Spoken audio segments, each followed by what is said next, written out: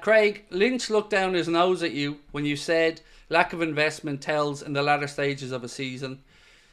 Stating we have 2 class players for every position, hard to improve on it. He says 3 signings needed now. You said this last summer, for fuck's sake. So, on that, Barry, and I'm glad you brought it up because it doesn't feel like I'm pushing my agenda, but I know my football. And I don't care if these guys are journalists or not. I know I'm right.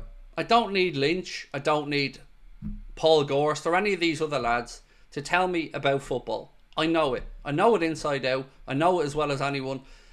And I know I'm right. And I'm right when I say these things more often than I'm not. And I take no pleasure in it. None. Because I want the investment.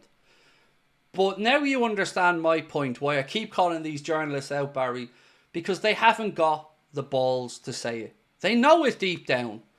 And you'll start to see it come out now over and over again. But to look me in the eye, like you said, and say we've got 2 great players in every position, no, we fucking don't.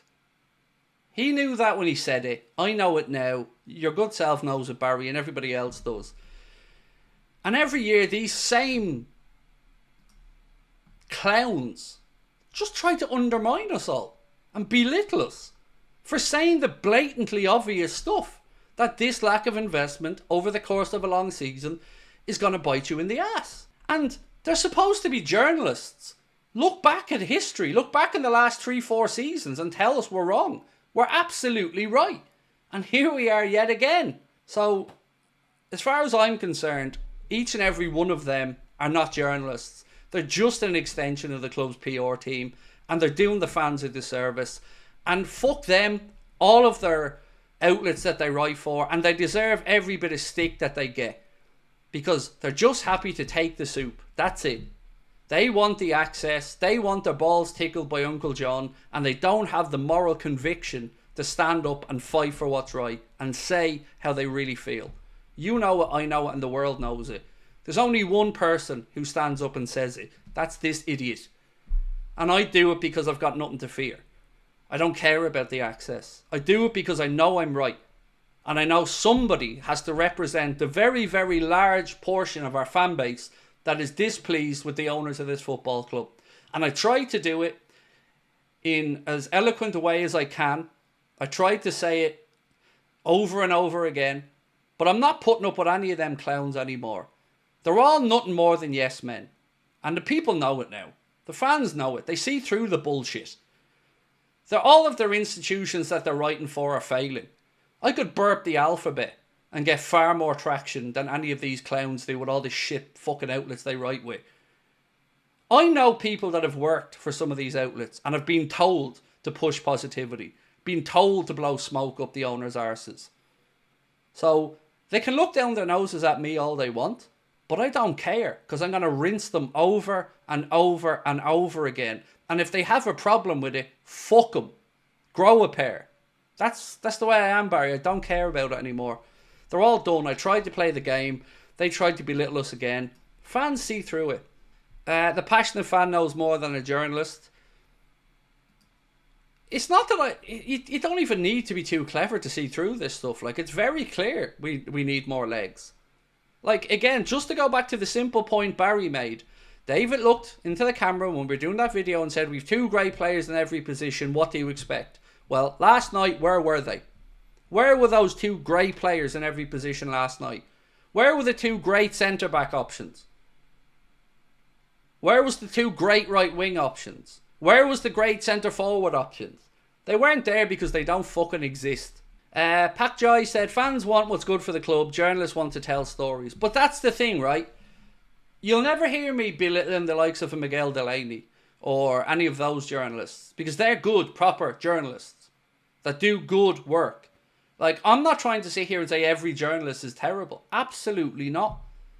There's some brilliant journalists out there doing incredible work, and I'm a big fan of them, like the likes of Miguel Delaney. I think Miguel's incredible. But I'm talking about a very specific set of journalists that cover our football club that have access to the stadium. They're the journalists that I'm talking about. The ones that don't call out what everybody else can see and then hide behind some bullshit excuse. When we know the real reason they don't call it out is because they don't want their credentials removed. or that they can't call it out. But to belittle the rest of us for it is what winds me up. Right, we all know you're a yes man, that's fair enough.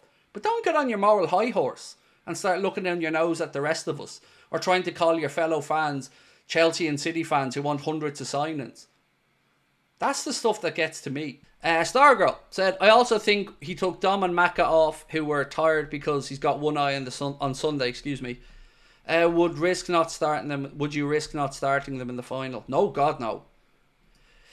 Do you know what really disappointed me the most last night, actually? It was the lack of impact from Curtis Jones when he came on. I was looking for Jones to start the game. If you watched my preview, you would have seen that. But there was nothing last night from the subs that came on. Even Harvey, they just weren't able to get into that game at all or have any real impact on it.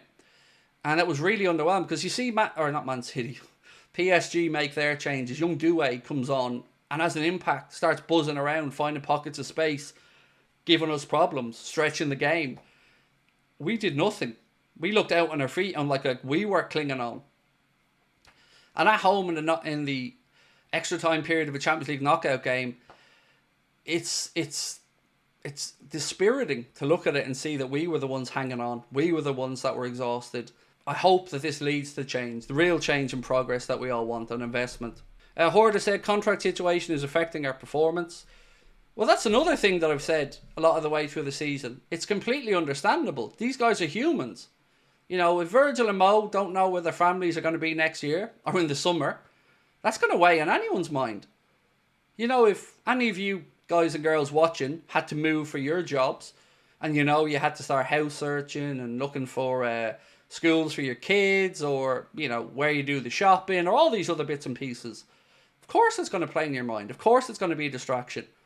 Anybody who's moved house will tell you it's one of the most stressful things in your life. So that's why I've always found this argument of they're all professional bullshit. Because they might be professionals, but they're also human, who feel human emotion. And this insistence of always painting the rosy narrative, it's just fake. But then again, a lot of football is fake these days. Because we're all supposed to believe every word that comes out of everyone's mouth, even when it's nonsense. I genuinely think that Slot wanted to play for a shootout. Honestly, Mukrab, normally I'm confident going to penalties. Last night, I had no confidence going into that penalty shootout. I was hoping beyond hope that we found a way through, but I wasn't confident about it. And I'm still baffled as to why Virgil chose to attack the cop in the first half. Small things, I know, but that's not the way it's done. We attacked the cop end in the second half, and he won the toss, so he had the choice. So yeah, there was a couple of things about last night I didn't like, but ultimately we should have been 2-0 up in the first 10 minutes, and that game should have been put to bed, but we were wasteful in front of goal. You know, the two chances I'm thinking about are both falling to Mohamed Salah. One of them was blocked by, I don't know if it was Nuno Mendes or Pacho, but one of them blocked it, and then there was another one that Salah put wide when he had the goal gaping about 12 yards out. You know, a peak Mo Salah, fresh and at his peak, and I mean physically and mentally there, not with his age, would have buried that. We really would have won a treble with Zubamendi this season. We need a dynamic holding mid like that. We just need that other option. You know, like we've said all the way through, we need that other option. Because if you want Ryan Gravenberch to be at his best when the big times of the season comes, when the Champions League knockout phases come around, well, you've got to make sure that you haven't overplayed him. But we did. We've ran him into the ground, and his form suffers because of it. And then when you get to these big games, you're not getting peak players. And it seems so obvious that I never understand how people can push back against it and say, but we're top of the league. How many times have you heard that?